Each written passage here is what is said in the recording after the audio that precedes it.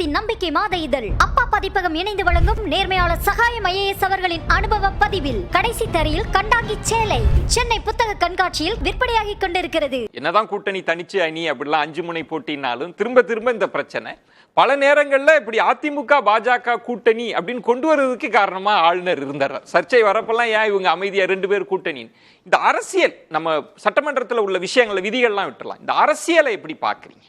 முதல்ல இந்த தேசிய கீதம் சர்ச்சையில் இவ்வளோ நாள் ஃபாலோ பண்ணிட்டு இருக்கிற மரபுன்றதை நம்ம ஒத்துக்கிறோம்.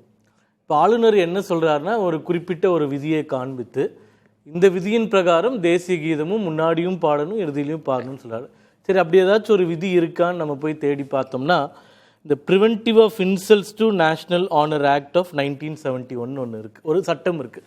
அந்த சட்டத்துக்கு ஒரு டிரெக்டிவ்ஸ் கொடுத்துருக்காங்க. அதில் ஒரு பாயிண்ட் சொல்கிறாங்க, பிளேயிங் ஆஃப் நேஷ்னல் ஆந்தம் எப்பெல்லாம் பாடணும் அப்படின்றது. அதில் 6வது பாயிண்டில் on arrival of the governor at formal state functions within his state and on his departure from such functions. எனக்கு தெரிந்து இந்த ஒரு விதியை காண்பித்து இவ்வளோ நாள் எப்படி பின்பற்றி இருந்தாலும் பரவாயில்ல, இப்படி ஒரு விதி இருப்பதனால் ஆரம்பத்திலையும் ஒழிச்சிட்டு இறுதியிலையும் ஒதுங்க. அவர் தினமும் சட்டப்பேரவை கூடும்போது அவர் சொல்லலை, கவர்னர் உரை அப்படின்ற நிகழ்வின் போது மட்டும் முதல்லையும் நீங்கள் பண்ணணும் இறுதியிலையும் பண்ணணும்னு சொல்கிறாங்க. அது ஏற்கனவே 2 வருடங்களாக இந்த கோரிக்கையை மாநில அரசு கிட்ட நாங்கள் வச்சுட்டு இருக்கோம்னு ஆளுநர் சொல்றாரு. இந்த முறையும் சொல்றாரு. இந்த முறை இந்த சட்டசபை நடக்கும்போது முதல்வர்கிட்டையும் ஸ்பீக்கர் கிட்டையும் சொன்னதா நான் படித்தேன். கடிதமாவே மறுத்துட்டாங்க. போன வருஷம் கடிதமாவே சபாநாயகர் மறுத்துட்டாங்க. இப்போ என்னன்னா, இதை ஏற்றுக்கொள்வதில் என்ன பிரச்சனை? ஒரு தேசிய கீதத்தை முன்னாடி பாடுறதுல, அதுவும் ஒரு குறிப்பிட்ட விதியை காண்பித்து பார்க்கும்போது அப்படி என்ன உங்களுக்கு பிரச்சனை அப்படின்றது முதல் கேள்வி. அது அவர்களுடைய பிரச்சனை. அதுல ஞானம் இருக்கா இல்லையான்றது மக்கள் முடிவு பண்ணிக்கும். அதுக்கு அவ்வளவு நான் போல. இப்ப நான் சொல்வது என்னவென்றால், குறிப்பாக இந்த சட்டசபைன்னு நீங்க எடுத்துட்டீங்கன்னா, திமுக தேர்தல் வாக்குறுதியில, அச்சிடப்பட்ட வாக்குறுதியில 2 விஷயங்கள் சொல்லியிருந்தாங்க. ஒன்று வருடத்திற்கு 100 நாட்கள் சட்டப்பேரவை தொடரை நடத்துவோம் அப்படின்றது. 2வது லைவ் ஸ்ட்ரீமிங், அதாவது சட்டசபைக்குள்ளே நடக்கக்கூடியது எல்லாருமே பார்க்கக்கூடிய வகையில் லைவ் ஸ்ட்ரீமிங் பார்லிமெண்ட்டில் நடக்கிற மாதிரி பண்ணுவோம்னு சொன்னாங்க. இந்த 2 அடிப்படை வாக்குறுதிகளை இவர்கள் நிறைவேற்றவில்லை. சட்டசபை பிரச்சனைன்னு வரதுனால அந்த உதாரணம் சொல்கிறேன். இந்த மாதிரி ஒரு 200-300 வாக்குறுதிகள் இவர்கள் நிறைவேற்றாமலே இருக்காங்க. சமீபத்தில் நடந்த அண்ணா யூனிவர்சிட்டி பிரச்சனை, இந்த மாதிரி பல விஷயங்களில் கூட்டணி கட்சிகளே பிரச்சனை, மார்க்சிஸ்ட் சொல்கிறாங்க, விடுதலை சிறுத்தைகள் சொல்கிறாங்க, பல விமர்சனங்களை வைப்பதனால் அதை எப்படி தட்டி கழிப்பதுன்றதுக்காக இந்த ஆளுநர் விஷயத்தை மீண்டும் மீண்டும் அப்படின்றது எங்களுடைய இல்ல. ஷானவாஸ் அந்த இடம் தான் சொன்னாங்க, நான் ஒரு இது பண்ணல, ஆக்ட் பண்ணல, ரியாக்ஷன் தான் பண்றோம். விஷயம் ஆளுநர் அவர்கள்ட்ட தான் இருக்கு. அப்படின்னா கடந்து வந்த மரபு தானே. இப்ப ஹபிசுல்லா அவங்க சொன்ன மாதிரி 91ல இருந்து இருக்கிற மரபு. ஆளுநர் ஒருவேளை அமைதியாக இருந்திருந்தா இந்த பிரச்சனை எல்லாம் பேசப்பட்டிருக்குமே. அவர் ஒரு IPS ஆபீசரா இருந்தாரு, டெப்டி நேஷனல் செக்யூரிட்டி அட்வைசராக இருந்திருக்காரு. அதனால லெட்டர் அண்ட் ஸ்பிரிட் சட்டத்தில் இருக்கிறத ஃபாலோ பண்ணணும்னு அவர் ஆசைப்படுறாருன்னு தெரியல. இதில் ஒரு அஃபிஷியல் ஸ்டாண்ட் என்னன்றது ஒருவேளை நீதிமன்றத்துக்கு போய் இப்போ அவருடைய எண்ணம் தேசிய கீதம் இன்சல்ட் பண்ணப்படக்கூடாது. குறிப்பாக ஆளுநர் உரைன்னு வரும்போது அது ஒரு தனி நிகழ்வாக தான் எடுத்துக்கணும், அதில் பாடணும்னு சொல்றாருன்னு நான் புரிஞ்சுக்கிறேன். நான் என்ன கேட்கிறேன்னா, இது இவர்கள் அதாவது இவங்க மரபை காண்பித்து இது செய்யக்கூடாதுன்ற அவசியமும் கிடையாது. செய்யணும்னா ஒரு நிமிஷத்துல செஞ்சுட்டு போற விஷயம் தான். பட் அதை இவர்களுக்கு ஒரு வாய்ப்பாக பயன்படுத்தி அதன் மூலமாக ஆளுநருக்கு எதிராக அந்த நரேட்டிவை செட் பண்ணி இவர்கள் அரசு மீது இருக்கக்கூடிய அதிருப்தியை தட்டி கழிப்பதற்காக இதை பயன்படுத்திக்கிறாங்க. அது நல்லா தான் பண்ணிக்கிறாங்க அரசியல். அது நான் பாராட்ட தான் செய்யறேன். பட் மக்கள் புரிந்து கொள்ள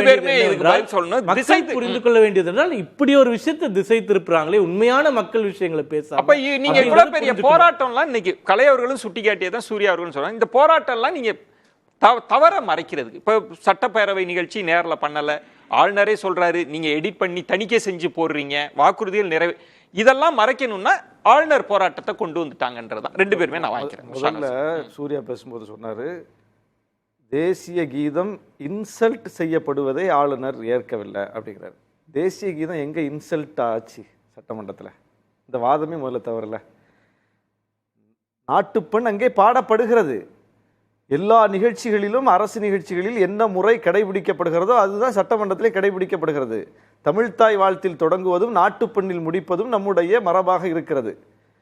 2க்கும் நாம் மதிப்பு கொடுக்கிறோம். சரி, தமிழ்த்தாய் வாழ்த்து நாட்டுப்பாடல் இல்லையா? தமிழ்த்தாயை பாடுவது இந்த நாட்டை கொண்டாடுவது இல்லையா? அது வேறையா? அது தனி சப்ஜெக்டா? அப்ப நாட்டுப்பண்ணையும் பாடுகிறோம், தமிழ்த்தாயையும் கொண்டாடுகிறோம். தமிழ்த்தாய் வாழ்த்து பாடுவது இந்த நாட்டினுடைய மூத்த மொழியான செம்மொழியான இலக்கண இலக்கிய வளமிக்க ஒரு மூத்த மொழியை கொண்டாடி அவையை தொடங்குவது என்பது இந்த நாட்டை கொண்டாடுறதாக. அது வேற சப்ஜெக்டா என்ன இது? அப்ப அதுவும் நாட்டை கொண்டாடுறது தான், அது வேற ஒண்ணு கிடையாது.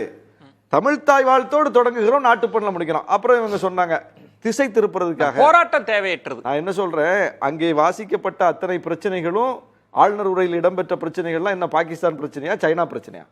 எல்லாம் தமிழ்நாட்டு பிரச்சனை தானே. ஹபீசுல்லா சொன்ன மாதிரி அதுல எத்தனை விஷயங்கள் தமிழ்நாட்டு பிரச்சனைகள் அதுல பட்டியலிடப்பட்டிருக்குது. அதுல ஒன்றிய அரசினுடைய பாராமுகம் சுட்டிக்காட்டப்பட்டிருக்குது. நம்முடைய நிதி தேவைகள் கேட்கப்பட்டிருக்குது. எந்தெந்த திட்டங்களை எவ்வளவு சவால்களை சந்தித்து நிறைவேற்றி இருக்கிறோங்கிறத அடுக்கி சொல்லப்பட்டிருக்குது. தமிழ்நாட்டு பிரச்சனைகள் தானே முழுக்க பேசு பொருளா இருக்கு. அதுல நீங்க முழுக்க அதை நேரலை பண்ணணும், நாங்க ஏற்கிறோம். அதை அது திமுக கொடுத்த வாக்குறுதி, அது நிறைவேற்றணும்.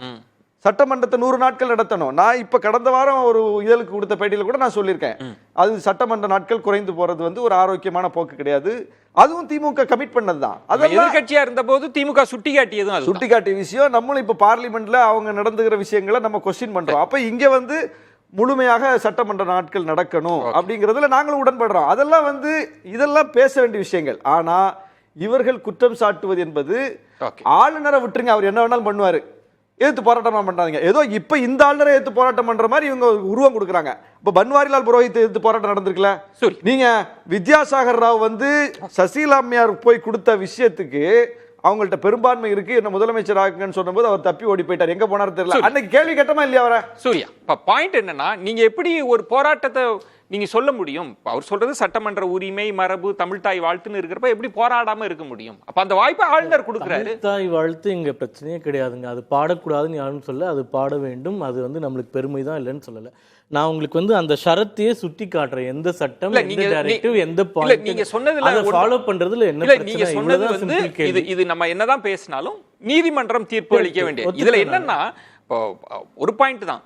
ஒரு ஆளுநருக்கு எதிராக எப்படி போராடாம கடந்து போவாங்கன்னு எதிர்பார்க்கிறீங்களா? போராட்டம் நான் சொல்றேன், அது எனக்கு பிரச்சனை. அதுக்குள்ள அரசியல் இருக்கு இல்ல. ஒரு தேசிய கீதத்திற்காக ஏன் போராட வேணும்? ஒரு 52 செகண்ட், இவ்வளோ மணி நேரம் நடக்கக்கூடிய பேர்வழி ஒரு 52 செகண்ட் தேசிய கீதம் பாடுறதுல என்ன பிரச்சனை? இல்ல அது சொல்லுங்க.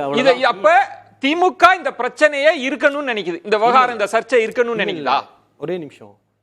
இங்க திரும்ப திரும்ப ஏதோ சட்டமன்றத்துல தேசிய கீதம் பாடக்கூடாதுன்னு திமுக அடம் பிடிக்கிற மாதிரி திரும்ப திரும்ப எல்ஜி சூர்யா பேசிக்கிட்டு இருக்காரு. ஷானவாஸ் சொன்ன மாதிரி இங்க ஒரு மரபு இருக்கிறது. நாங்க ஆரம்பத்துல என்ன பாட்டை பாடணுமோ தமிழ்த்தாய் வாழ்த்தை பாடிட்டு கடைசியில தேசிய கீதத்தை பாடுறோம். அதனால எந்த இடத்துலையும் இன்சல்ட்டோ அவமதிப்போ அங்க எங்கேயுமே நடக்கல. இங்க ஒரே ஒரு கேள்வி சூர்யா ஆளுநர்கிட்ட கேட்டு சொல்ல வேண்டியது, அவர் ஐபிஎஸ் ஆபீசர் இன்னைக்கு ஆகல, 23ல ஆகல, அவர் என்னைக்கோ ஆயிட்டாரு. ஆனா 22ல வரும்போது இதே மரபு கடைபிடிக்கப்பட்டப்போ நின்று ஒழுங்கா பண்ணிட்டு போன ஆளுநர் 2022ல இதே மரபு கடைபிடிக்கப்பட்டப்ப இந்த மரபை பத்தி குறை சொல்லாம அங்க இருக்கக்கூடிய ஸ்பீச்சை குறை சொல்லிட்டு பாதி படிச்சுட்டு போன ஆளுநர் ஏன் 2 வருஷமா பண்றாருன்ற கேள்விதான் முக்கியமானது. அது என்ன அரசியல் இருக்கும்? அது என்ன அரசியல்னா, நான் சொன்னேனே, தமிழ்நாட்டுடைய பிரச்சனைகளை மக்கள் விவாதிக்க கூடாது. ஏன்னா ஒன்றிய அரசு நோக்கி கேள்விகள் கேட்கப்பட்டிருக்கிறது அந்த உரையில. ஆமா, அத அவர் வாயால அவர் படிக்க தயங்குவார். இங்க சமூக நீதியை பத்தி பேசுவோம், அது அவருக்கு ஒவ்வாமையா இருக்கு. இங்க பெரியாரை பத்தி பேசுவோம், அது அவருக்கு ஒவ்வாமையா இருக்கு. அதுக்கு ஒரு காரணம் காட்டிட்டு போறதுதான். நான் திரும்பவும் சொல்றேன், இங்க ஒரு தேசிய கீதம் எந்த அளவுக்கு முக்கியமோ தமிழ் பாட்டும் முக்கியம். அதனாலதான் நீங்க எந்தெந்த மாநிலங்களில் மாநிலத்திற்கான ஒரு பிரத்யேக பாடல் இல்லையோ அங்க அதுக்குள்ள அரசியல்ன்றது ஆளுநருக்கு ஒரு அரசியல் இருக்கு. இல்ல, இது ஒரு ஜஸ்டிபிகேஷனா சொல்றதுனால சொல்றேன். நீங்க 15 மாநிலங்களுக்கு தான் இருக்கு. அந்த மாநிலங்களுக்கு அந்த பாடல் பாஜக நான் என்ன சொல்றேன், இல்ல சூர்யா, இதுல ஒரே ஒரு கேள்விதான். அவர் பயப்படுறாரு நீங்க நினைச்சீங்கன்னா முன்னாடி ஒரு தேசிய கீதம் பாடிட்டு அவர் வாயாலே நீங்க படிச்சுட்டு போயிடலாமே. அந்த ஸ்ட்ராட்டஜி நீங்க ஃபாலோ பண்ணணும். அது எங்களுடைய உரிமையை விட்டு கொடுத்து அப்படி எல்லாம் இல்லைங்க. இது எங்களுடைய உரிமை. நான் சொல்றேன், அவர் யார் டிக்டேட் பண்றதுக்கு? அவர் யார் டிக்டேட் பண்றது? இடைவேளைக்கு பிறகு பேசலாம். ஆளுநர் தான் போணும். நான் இப்ப சொல்ற ஒரு வழக்கு சொல்றேன், நீதிமன்றத்துக்கு நீங்க போனீங்கனாலும் சென்ட்ரல் லா வில் சூப்பர்சீட். அது முடிவாகட்டும், அதுக்குள்ள முடிவாயிடும். அது பிரச்சனை இல்ல நமக்கு. அதாவது தேசிய கீதம் சார் நாளைக்கு இவ்வளவு பிரச்சனைன்றது எதை கோடிட்டு காட்டு. தேசத்தின் நம்பிக்கை மாத இதழ் அப்பா பதிப்பகம் இணைந்து வழங்கும் நேர்மையாளர் சகாயம் IAS அவர்களின் அனுபவ பதிவில் கடைசி தரையில் கண்டாங்கி சேலை சென்னை புத்தக கண்காட்சியில் விற்பனையாகிக் கொண்டிருக்கிறது.